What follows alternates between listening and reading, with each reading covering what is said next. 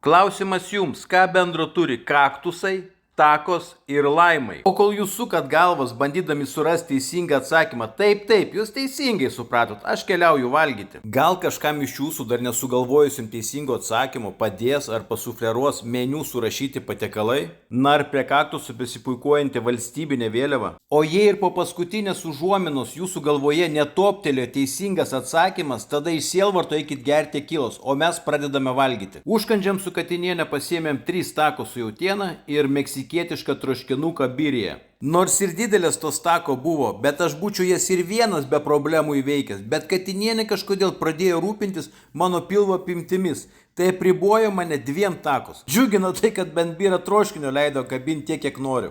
O jau Kalifornija buritą su vištiena porciją įveikti vienam pačiam būtų daugeliui misija neįmanoma. Kadangi mes žinome, kokio dydžio porcijos yra El Jefe restoranėlėje, tai buritą dažniausiai užsakome 1-2, aišku po užkandžių. Ir visados papildomai paprašome 2 skirtingus padažiukus, tada skonis gaunasi bombinis. Ir tam, kad katinienė būtų patenkinta 100% maistu, jai būtinas desertas. Šiuo atveju mes užsakėme čiūras. Čiūros neriebios, traškios, žodžiu, katinienė liko visko patenkinta. Teisingas atsakymas į klausimą yra Meksika ir jei užsuksite į El Jefe restoraną, nepamirškit palikti arbatpinigių.